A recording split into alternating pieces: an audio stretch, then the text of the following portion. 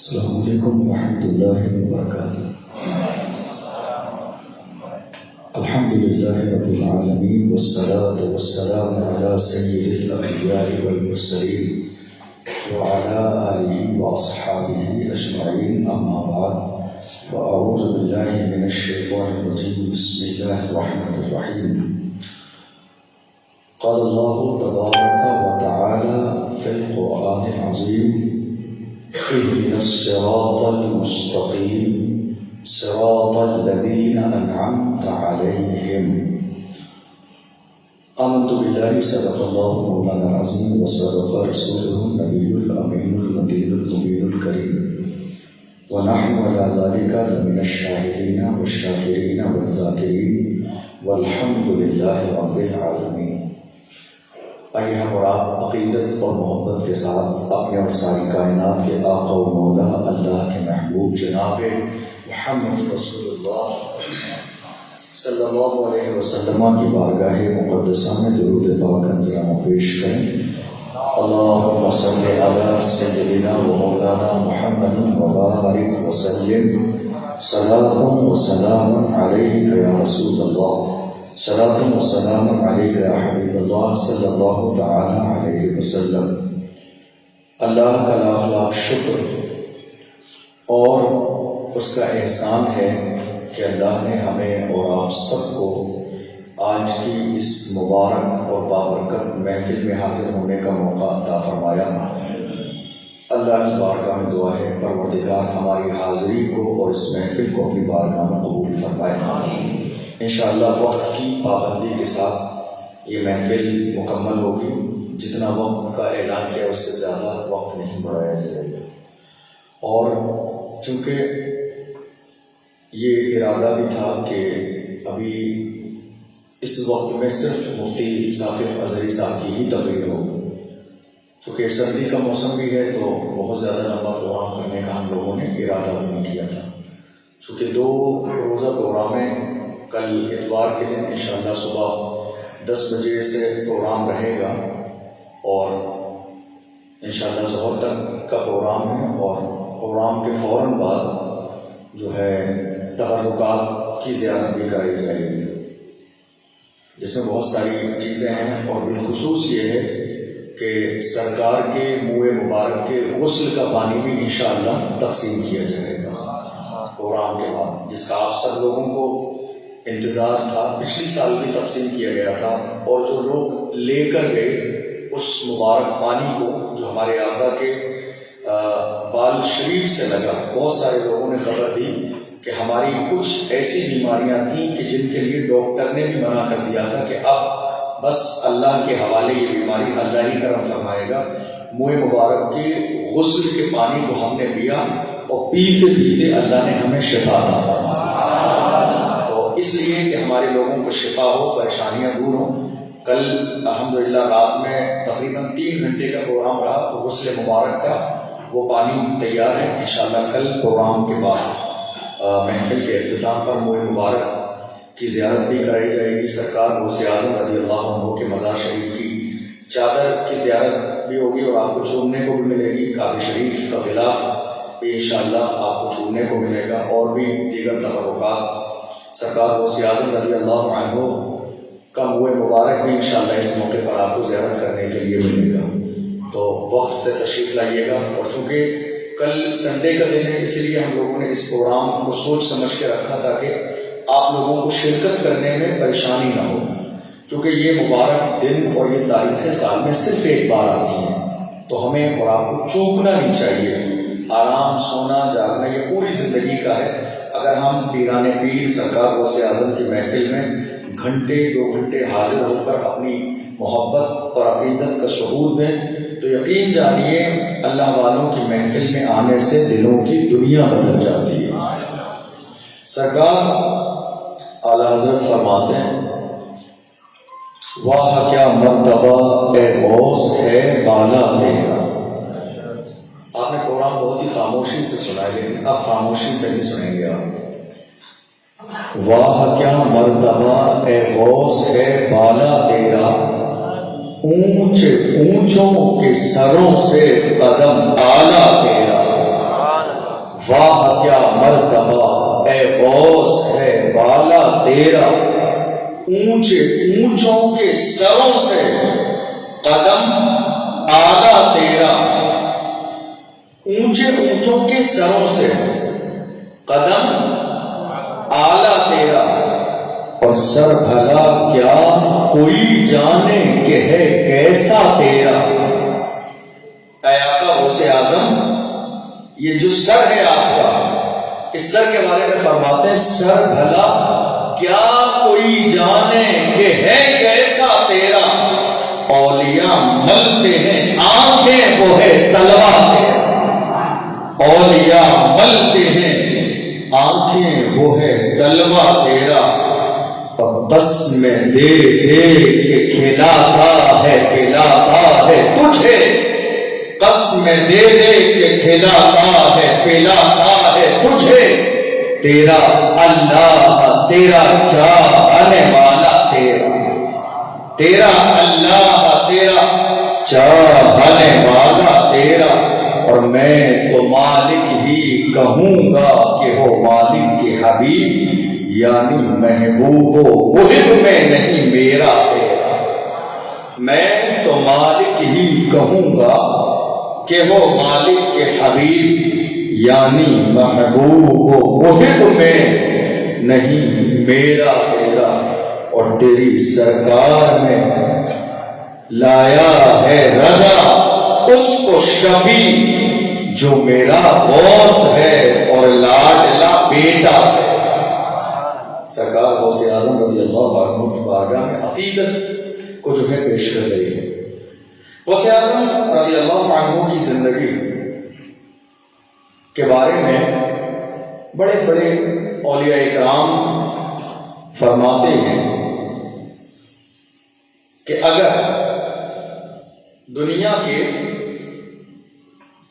جتنے پھولوں کے درخت ہیں، دنیا کے جتنے پھولوں کے درخت ہیں، اور ان درختوں پر جو پتیاں ہیں، پھول کی پتیاں، یہ جو پھول ہیں یہ پھول کی پتیاں ہیں، یہ ساری مل کر دفتر بن جائیں لکھنے کے لیے، اور دنیا کے تمام درخت تراش لیے جائیں، قلم بن جائیں، اور ان سے عظمت سرکار غوث اعظم لکھی جائے، تو آپ کی زندگی کا ایک باب بھی مکمل نہیں ہوگا۔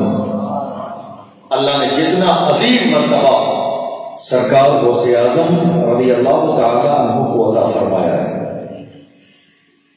ہمیشہ پورے ملک میں اس مبارک مہینے میں سرکار غوث اعظم کی نسبت اور تعلق سے محفلوں کا انعقاد ہوتا ہے، اور بہت ساری جگہوں پر پروگراموں میں شرکت بھی ہوتی ہے، تو بڑا افسوس ہوتا ہے کہ تقریر کرنے والے سرکار غوث اعظم کی محفل میں حاضر ہوتے ہیں، اور جب ان کی تقریر شروع ہو جاتی ہے تو ان کی پوری تقریر سے یہ احساس نہیں ہوتا ہے کہ یہ سرکار غوث اعظم کی محفل میں بیان کر رہے ہیں۔ چار باتیں ادھر کی، چار ادھر کی، چار ادھر کی، چار ادھر کی، 1 گھنٹہ مکمل ہوا، بات ختم ہو گئی۔ لیکن الحمدللہ ہم نے شروع سے یہ اہتمام کیا ہے کہ جس ٹاپک پر محفل شروع کی جائے بیان بھی اسی ٹاپک پر ہونا چاہیے۔ حضرت مفتی صاحب ازہری نے بہت خوبصورت سرکار غوث اعظم کے مقام و مرتبے پر جو ہے اپنا خراج عقیدت پیش کیا۔ سرکار غوث اعظم رضی اللہ عنہ کی زندگی بہت طویل ہے، اور اس میں بہت سارے ایسے واقعات ہیں کہ جن کو ہم اور آپ ہر سال سنتے ہیں، برکت کے لیے ان کو دہرایا جاتا ہے۔ ہم نے یہ پلاننگ کی تھی کہ آج سرکار غوث اعظم رضی اللہ عنہ کی زندگی، کیونکہ ہمارے یہاں ایک مزاج بنا ہوا ہے کہ سب سے زیادہ لوگ کرامتوں کو سننا پسند کرتے ہیں، کرامتیں سننے میں بہت زیادہ ہمارے لوگوں کو مزہ آتا ہے، سبحان اللہ، ماشاء اللہ، اور نعرے لگتے ہیں۔ ہمیں یہ بھی تو غور کرنے کی ضرورت ہے کہ ان کی زندگی کیسی تھی، وہ نماز کیسے پڑھتے، ان کا طریقہ پڑوسیوں کے ساتھ کیسا تھا، ماں باپ کے ساتھ ان کی محبت کا انداز کیا تھا، تہجد کی نماز کا انداز کیا تھا، اللہ کو راضی کرنے کا انداز کیا تھا، قرآن کی تلاوت کا انداز کیا تھا، رسول پر درود بھیجنے کا انداز کیا تھا. جو سیرت ہے ہم اس پر غور نہیں کرتے. تو ہم نے اس پروگرام کو تقسیم کیا کہ پہلے دن سرکار غوث اعظم کی زندگی رسول اللہ سے اور میرے رسول کی سنت سے کس طرح ملتی ہے انشاءاللہ اس کو بیان کیا جائے. اور دوسرے دن جو آپ کی زندگی ہے، آپ کی زندگی کے واقعات اور آپ کی کرامتیں اور ان سے ہمیں اور آپ کو کیا درس ملتا ہے، دوسرے دن وہ بیان کیا جائے. تو یہ ہم نے 2 پارٹ میں اس پروگرام کو تقسیم کیا. آج میری کوشش ہے کہ کچھ نیا بتاؤں آپ کو سرکار غوث اعظم کے حوالے سے جو آپ کی نظر سے نہ گزرا ہو یا نہ سنا ہو آپ کے کانوں میں. سرکار غوث اعظم رضی اللہ عنہ کو اللہ نے بہت عظیم مقام عطا فرمایا. غوث اعظم رضی اللہ تعالی عنہ نے اپنے آپ کو حضور کی محبت میں اتنا فنا کر دیا کہ اگر غوث اعظم کی زندگی اور رسول کی زندگی کو آمنے سامنے رکھیں گے تو سرکار غوث اعظم کی پیدائش سے پہلے سے لے کر وعدے وصال تک کی پوری زندگی کا ہر لمحہ میرے رسول کی زندگی سے بالکل میچ ہوتا ہے. سرکار غوث اعظم رضی اللہ عنہ اللہ کے بڑے عظیم مقدس ولی ہیں. ولی میں اور نبی میں بڑا فرق ہے. نبوت یہ مقام عطائی ہے جسے اللہ اپنے فضل سے اپنے کرم سے عطا فرماتا ہے. نبوت محنت کرنے سے نہیں ملتی ہے، نبوت صرف نماز پڑھنے سے نہیں ملتی ہے، نبوت زکات دینے سے نہیں ملتی ہے، نبوت تہجد پڑھنے سے نہیں ملتی ہے. جو مقام نبوت ہے یہ عطائی ہے، یہ وحدی ہے. اللہ اپنے فضل سے جسے چاہتا ہے عطا فرما دیتا ہے. حالانکہ مقام ولایت بھی وحدی ہے، عطائی ہے، مگر اس کے طریقے تو یہ ہیں کہ ایک تو ماں کے پیٹ ہی سے اللہ ولایت کا مقام عطا فرماتا ہے کہ جو پیدا ہوتے ہیں تو وہ ولی بن کر ہی آتے ہیں، پیدا ہوتے ہیں تو وہ غوثیت کے مرتبے پر فائز ہو کر ہی دنیا میں آتے ہیں. اور ایک مقام یہ ہے کہ عبادت کے ذریعے، ریاضت کے ذریعے، نماز کے ذریعے، نوافل کی کثرت کے ذریعے وہ اللہ کے مقرب بن جاتے ہیں، اللہ انہیں اپنا دوست، اپنا ولی بنا دیتا ہے. بخاری شریف کی حدیث ہے، اللہ کے رسول صلی اللہ علیہ وسلم فرماتے ہیں، اللہ نے فرمایا کہ جب میرا بندہ نوافل کی کثرت کرتا ہے، جب نفل نماز زیادہ پڑھتا ہے تو وہ میرا مقرب بن جاتا ہے، میرا قریبی بن جاتا ہے. اور جب وہ میرا قریبی بن جاتا ہے تو پھر میں اس کو اپنی رحمت سے اتنا قریب کر لیتا ہوں، میری رحمت سے اس کا تعلق اتنا مضبوط ہو جاتا ہے کہ بول زبان اس کی ہوتی ہے مگر بولی میری ہوتی ہے، آنکھیں اس کی ہوتی ہیں مگر دیکھتا وہ میرے نور سے ہے. لیکن یاد رکھیے نوافل کا مطلب صرف یہ نہیں ہے کہ آج ہم اور آپ نمازوں کے بعد جو نوافل پڑھتے ہیں بس وہی مطلب ہے. نوافل کا مطلب ہے ہر وہ اچھا کام جو اللہ اور اس کے رسول کی رضا کے لیے کیا جائے وہ نوافل میں آتا ہے. روڈ پر پڑا ہوا پتھر ہے، ہٹا دینا یہ بھی ایک اچھا کام ہے، نوافل میں آتا ہے. کسی کا دل خوش کر دینا اچھا کام ہے، نوافل میں آتا ہے. ہر بہتر کام، خالی نماز نہیں، ہر بہتر کام نوافل میں آتا ہے. سرکار غوث اعظم ان اولیاء کرام میں ہیں. کچھ ولی وہ ہیں کہ جو عبادت کے ذریعے اللہ کے مقرب بنتے ہیں، اللہ کے دوست بن جاتے ہیں. سرکار غوث اعظم وہ ہیں کہ جن کو اللہ نے ماں کے پیٹ ہی سے غوثیت کے مرتبے پر فائز فرما کر دنیا میں پیدا فرمایا. اسی لیے آپ کو مادرزاد ولی کہا جاتا ہے. سرکار غوث اعظم کی زندگی اور میرے نبی کی زندگی اب آپ اپنے ذہن میں لائیے. پوری زندگی کی ایک مثال, دونوں چیزیں آمنے سامنے کہ سرکار غوث اعظم کی زندگی کتنی مشابہ ہے, کتنی سیم ہے میرے نبی کی زندگی سے, کتنا قریبی تعلق ہے, کیسی نسبت ہے, کیسی اتباع ہے. میرے آقا صلی اللہ علیہ وسلم, مشابہت دیکھیے, کنیکشن, نسبت. میرے نبی تمام نبیوں کے سردار ہیں, غوث اعظم تمام ولیوں کے سردار ہیں. نسبت دیکھیے, میرے نبی امام الانبیاء ہیں, تمام نبیوں کے سردار, اور غوث اعظم تمام ولیوں کے سردار ہیں. سرکار غوث اعظم رضی اللہ تعالی عنہ کی زندگی اور میرے نبی کی زندگی دیکھیے. اللہ نے اپنے محبوب صلی اللہ علیہ وسلم کو جتنے معجزات آدم علیہ السلام سے لے کر حضرت عیسیٰ علیہ السلام تک سارے نبیوں کو عطا فرمائے, ان سب سے زیادہ اللہ نے تنہا اپنے محبوب کو عطا فرمائے. یہ مقام میرے نبی کا ہے. اور نسبت دیکھیے مصطفیٰ سے کہ اللہ نے جتنی کرامتیں تمام ولیوں کو عطا فرمائی ہیں وہ ساری شیخ عبد القادر جیلانی میں جمع فرما. نسبت دیکھیے آپ, میرے رسول کی زندگی سے مشابہت دیکھیے آپ. کتنی باتیں ہوئی؟ 2.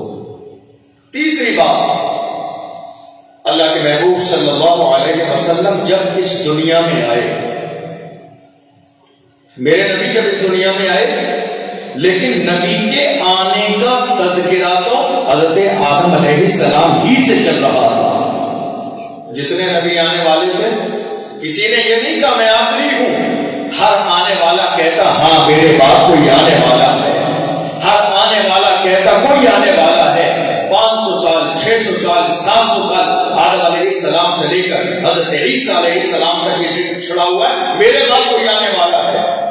حضرت عیسیٰ علیہ السلام نے کہا وَمُبَشِّرًا بِرَسُولٍ يَأْتِي مِن بَعْدِي اسْمُهُ أَحْمَدُ, فرمایا اے لوگوں تمہیں مبارک ہو, میرے بعد جو آنے والی عظیم ذات ہے وہ اللہ کے آخری پیغمبر ہیں, ان کا نام محمد ہو.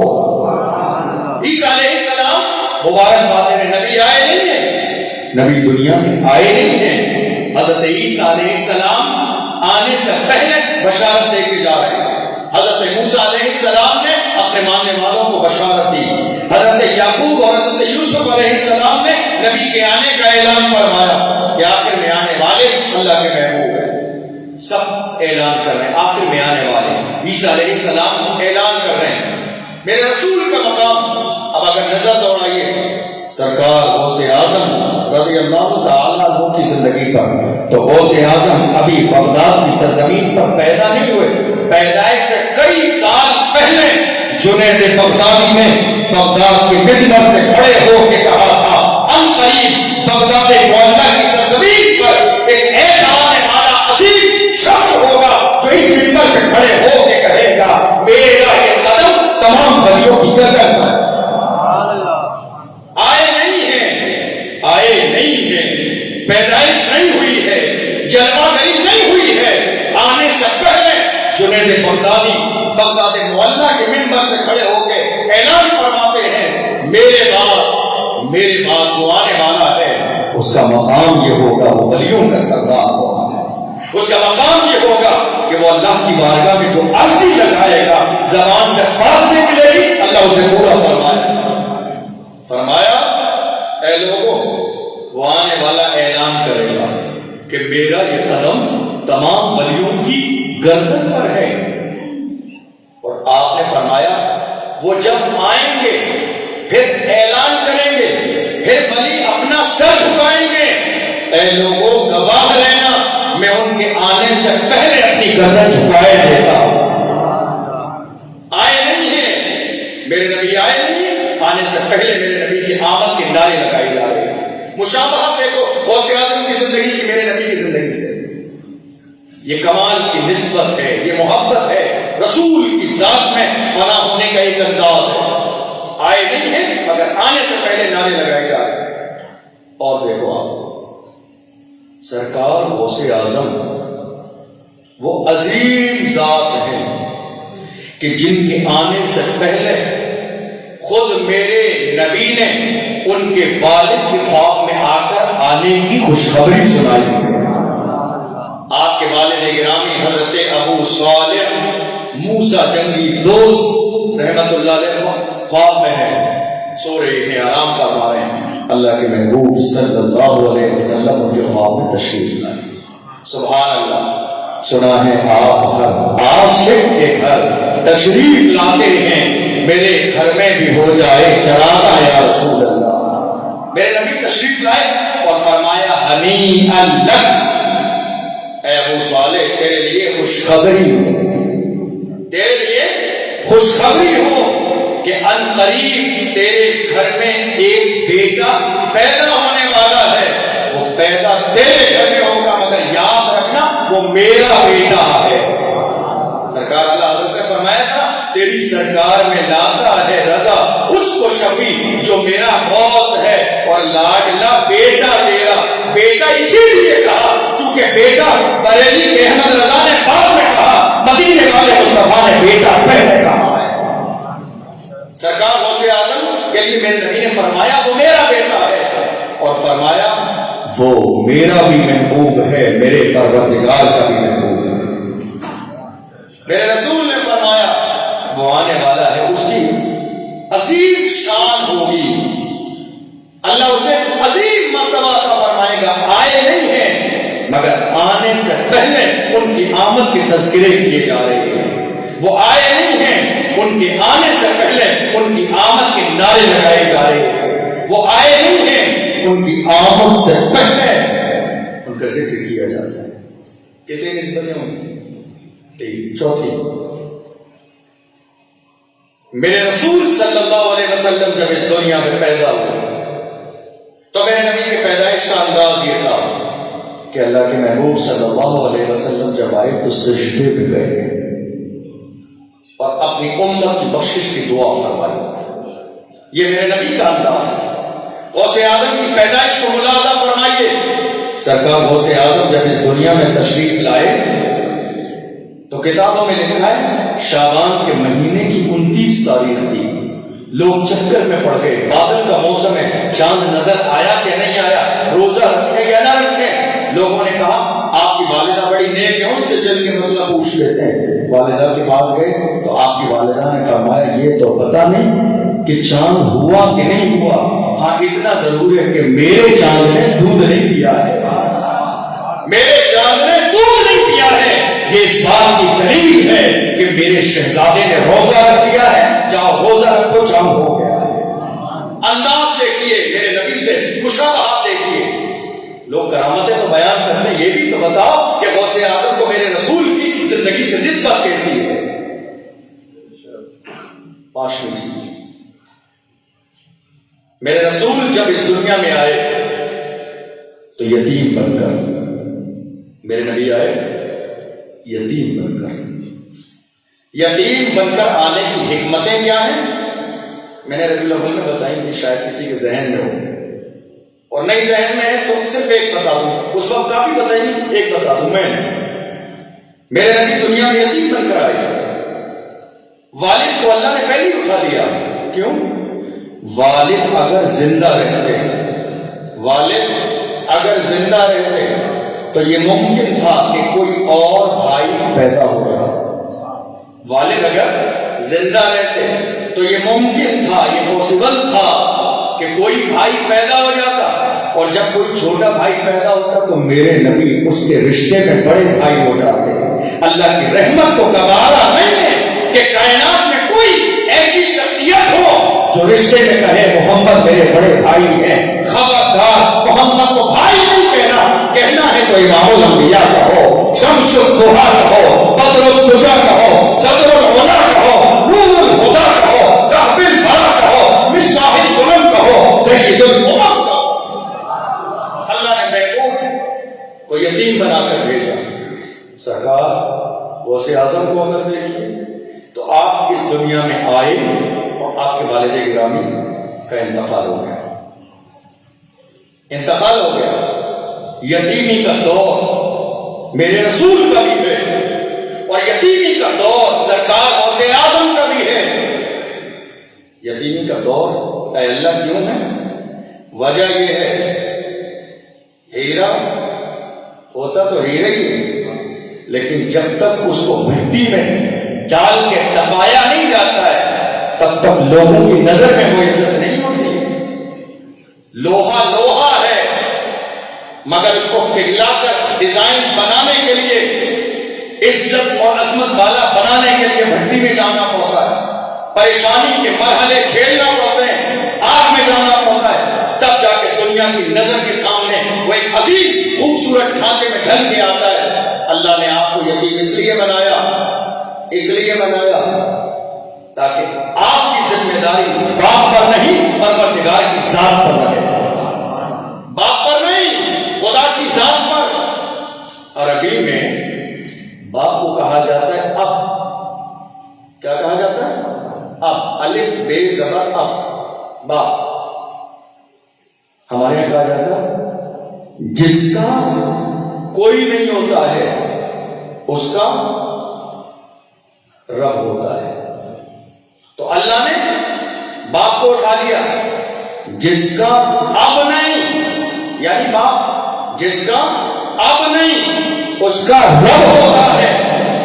جملہ نوٹ کیجیے گا، جس کا اب نہیں اس کا رب ہوتا ہے، جس کا رب ہوتا ہے اس کا سب ہوتا ہے۔ جس کا اب نہیں اس کا رب ہوتا ہے، اور جس کا رب ہوتا ہے اس کا سب ہوتا ہے۔ سرکار غوث اعظم رضی اللہ عنہ یتیمن کا زندگی غوث اعظم رضی اللہ عنہ کی آگے بڑھتی چلی جا رہی ہے۔ غوث اعظم رضی اللہ عنہ کی زندگی کو میرے نبی کی زندگی کے سامنے رکھیے تو دیکھیے، ایک دور تھا جس زمانے میں میرے نبی نے کہا تھا، میرے رسول نے روزے رکھے، میرے نبی نے لگاتار روزے رکھے۔ صحابہ نے دیکھا کہ اللہ کے محبوب لگاتار روزے رکھ رہے ہیں، تو صحابہ اکرام نے بھی روزے رکھنا شروع کر دیے۔ لیکن کچھ دن کے بعد جب اللہ کے محبوب کو لگا صحابہ اکرام کچھ کمزور نظر آئے، تو میرے نبی نے وجہ پوچھی، کہا یا رسول اللہ ہم نے آپ کو روزے رکھتے دیکھا، ہم نے بھی روزے رکھ لیے۔ میرے نبی نے فرمایا ایکم مثلی، تم میں میری طرح کون ہے؟ اے لوگوں، مجھے دیکھ کر روزے رکھنے والوں یہ تو بتاؤ تم میں میری طرح کون ہے؟ میرے رسول فرماتے ہیں انی ابیت یطعمنی ربی ویسقینی، میرا حال یہ ہے کہ میرا رب مجھے کھلاتا بھی ہے پلاتا بھی ہے۔ اور یہی جملہ بغداد معلیٰ کی سرزمین پر غوث اعظم نے کہا تھا، اے لوگوں تم میں میری طرح کون ہے؟ اے لوگوں تم میں میری طرح کون ہے؟ میری حقیقت کو میرے خدا کے سوا کوئی نہیں جانتا۔ مجھے دوسروں پر قیاس نہیں کرنا، مجھے دوسروں جیسا نہیں سمجھنا۔ اللہ نے مجھے وہ عظیم مقام عطا فرمایا ہے جو مقام اللہ نے میرے علاوہ کسی اور کو عطا نہیں فرمایا۔ کتنی چیزیں ہوئی؟ کتنی؟ ساتویں چیز، سرکار نے اپنی زندگی میں ایک جملہ ارشاد فرمایا، انما بعثت لاتمم مکارم الاخلاق، مجھے اللہ نے اس لیے دنیا میں بھیجا تاکہ میں اخلاق کو مکمل کروں، لوگوں کو صاحب اخلاق بناؤں، لوگوں کو برائیوں سے دور کروں، غفلت سے دور کروں، بے دینی سے دور کروں، لا دینی سے دور کروں، ان کو با اخلاق بناؤں، مہذب بناؤں۔ اور اس کے بعد اللہ کے محبوب صلی اللہ علیہ وسلم نے ایک جملہ اور ارشاد فرمایا دوسری جگہ، میرے نبی فرماتے ہیں انما بعثت معلما، اے لوگوں اللہ نے مجھے استاذ بنا کر بھیجا ہے، جہاں اندھیرا ہوگا میں وہاں روشنی پھیلاؤں گا۔ یہ میرے نبی کا جملہ ہے، اللہ نے مجھے استاذ بنا کر بھیجا، معلم بنایا۔ اور ایک جگہ میرے نبی نے فرمایا ادبنی ربی فاحسن تأدیبی، میرے رب نے مجھے ادب کی تعلیم عطا فرمائی۔ یہ سارے جملے اب اگر غوث اعظم کی زندگی میں دیکھیں تو سرکار غوث اعظم کی زندگی کا عالم یہ ہے کہ سرکار غوث اعظم نے 40 سال لوگوں کو دین، اسلام، قرآن، حدیث سکھانے کے لیے وقف فرما دیے۔ میرے نبی بھی سکھا رہے ہیں اور میرے رسول کی اتباع کرتے ہوئے سرکار غوث اعظم بھی سکھا رہے ہیں۔ عالم کیا ہے؟ ایک وقت میں جس طرح میرے نبی کی مجلس میں لاکھوں لوگ ہوتے تھے صحابہ کرام، وہی انداز سرکار غوث اعظم کی محفل میں بھی ہے۔ لاکھوں کی تعداد میں آپ کا درس سننے والے لوگ موجود ہیں۔ سرکار غوث اعظم کی بارگاہ میں آپ نے سنا ہوگا عیسائیوں کے قبضے میں تھا بیت المقدس، فتح کس نے کیا؟ سلطان صلاح الدین ایوبی نے بیت المقدس کو فتح کیا، عیسائیوں کے قبضے میں تھا۔ لیکن شاید یہ بات آپ کے ذہن میں نہ ہو کہ سلطان صلاح الدین ایوبی سرکار غوث اعظم کے مرید ہیں، قادری ہیں سلطان صلاح الدین ایوبی۔ اور بچپن کے زمانے میں سلطان صلاح الدین ایوبی کے والد گرامی لے گئے غوث اعظم کی بارگاہ میں مرید کرانے کے لیے، تو سرکار غوث اعظم نے مرید کیا اور مرید کرنے کے بعد میں سرکار غوث اعظم نے چھوٹے چھوٹے سے بچے ہوتے ہیں، ہم پیار سے ان کی گردن پہ، کبھی اپنے برابر والوں کی گردن پہ بھی پیار سے ایسے کر دیتے جاؤ خوش رہو، اللہ تمہیں سلامت رکھے۔ تو غوث اعظم نے بچپن کے زمانے میں سلطان صلاح الدین ایوبی کی گردن پہ ہاتھ رکھے گا، جاؤ اللہ تمہیں سلامت رکھے۔ یہی وجہ ہے کہ سلطان صلاح الدین ایوبی نے اپنی زندگی میں کئی مارکے اور کئی جنگیں لڑی، مگر آپ کی گردن پر تلوار نہیں چلی۔ جب آپ کے انتقال کا وقت آیا، بستر موت پر تھے، کسی نے پوچھا سلطان کیسے الٹتے پلٹتے ہو، تمہاری موت کا وقت قریب ہے، کیا تمہیں یقین ہے کہ تم یہی کرو گے، تلوار تمہاری گردن پہ نہیں چلے گی؟ تو آپ نے فرمایا تھا ہاں مجھے یقین ہے، اس گردن پہ تلوار کیسے چل سکتی ہے جس گردن پہ مدینے والے مصطفیٰ کے بیٹے عبد القادر جیلانی نے ہاتھ رکھ دیا۔ جب صلاح الدین ایوبی بیت المقدس کو فتح کرنے گئے تو جانتے ہو ایڈوائزر کون تھے، مستشار کون تھے؟ ایڈوائزر جو مشورہ دینے والے کام کیسے کرنا ہے۔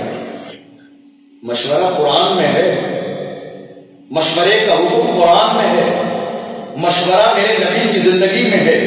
میرے نبی نے فرمایا مشورے میں خیر ہے، کوئی مشورہ ہو اے سے لے کے زیڈ تک ہر مشورہ کرو، جس لیول کا مشورہ ہو اس لیول کے لوگوں سے مشورہ کرو، اللہ نے خیر رکھی ہے۔ تو سلطان صلاح الدین ایوبی کے چیف ایڈوائزر جانتے ہو کون تھے؟ غوث اعظم کے مرید اور آپ کے خلیفہ۔ کون تھے؟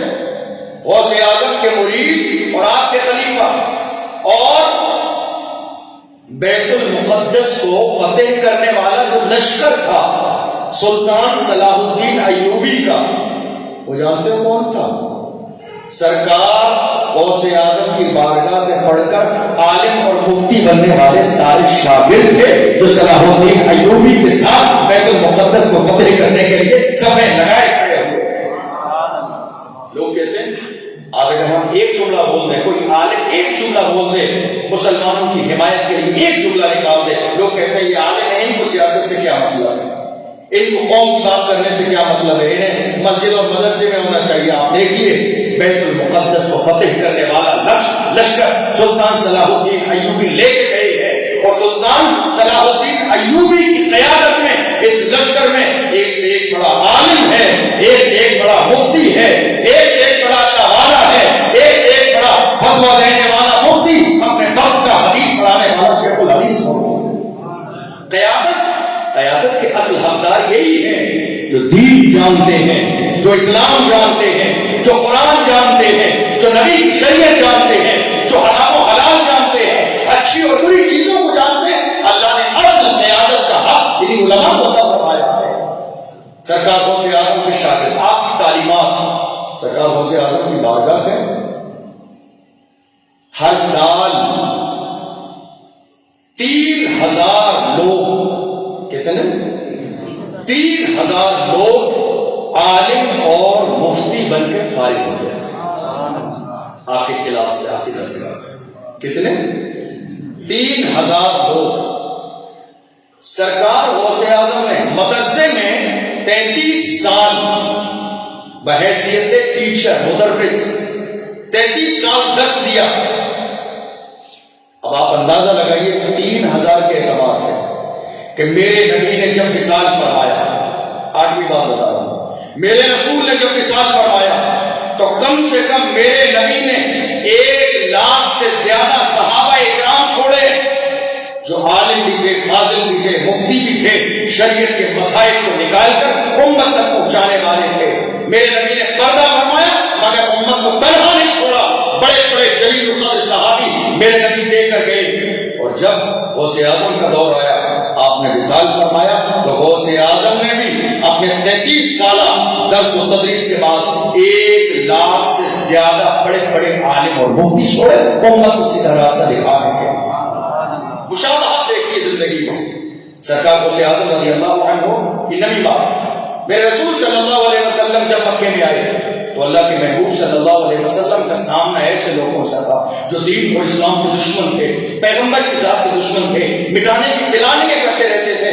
مگر میرے نبی نے جب اخلاق کی اعلیٰ رسالت پیش کی تو ہاں کوئی عمر جن کی آنکھوں میں کبھی آنسو نہیں آئے مصطفیٰ کے قدموں میں آئے ہیں، آنکھوں سے آنسو نکل رہے ہیں. یا رسول اللہ کلمہ پڑھا کے مسلمان فرمائے. میرے نبی آئے، ان کے اخلاق کو اتنا بلند فرمایا کہ ایک دور میں میرے نبی نے کہا تھا اصحابی کالنجوم فبأیہم اقتدیتم اقتدیتم. اے لوگوں، یہ میرے جانثار ستاروں کی طرح ہے، جس کے دامن کو پکڑو گے اللہ تمہیں ہدایت فرمائے. اور اگر دیکھو دور سرکار غوث اعظم کا تو سرکار غوث اعظم کا بھی وہی دور ہے. سرکار غوث اعظم نے اگر چور پر نگاہ ڈالی ہے تو اسے وقت کا حکم بنایا. ہماری زندگی بہت مختصر ہے. ہم بزرگوں کی جو اوریجنل زندگی ہے وہاں تک پہنچتے ہی نہیں ہیں. ان کے مقام کو، ان کی زندگی کو، ان کے مرتبے کو ہم سمجھنے کی کوشش ہی نہیں کرتے. ہم نے چند باتیں محفل میں ادھر ادھر سنی غیر ذمہ دار لوگوں سے اور بس اسی پر تکیہ کر کے آگے بڑھتے. نہیں، ہمیں اپنے بزرگوں کی تعلیمات، ان کی زندگی کو سمجھنا چاہیے تاکہ ہم اس کے مطابق عمل کریں، تاکہ ہم اس کے مطابق اپنی زندگی کے اندر اس رنگ کو شامل کرنے کی کوشش کریں.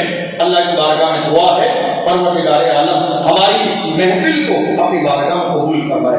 جو کہ وقت کی پابندی کے ساتھ 2 چیزیں واقعی کی میں نے سوچا 11 چیزیں بتاؤں گا 11ویں کی نسبت سے، لیکن وقت ہو گیا تو انشاءاللہ کل صبح 10 بجے آپ تشریف لائیے. اللہ کی بارگاہ میں دعا ہے اللہ ہماری محفل کو قبول فرمائے.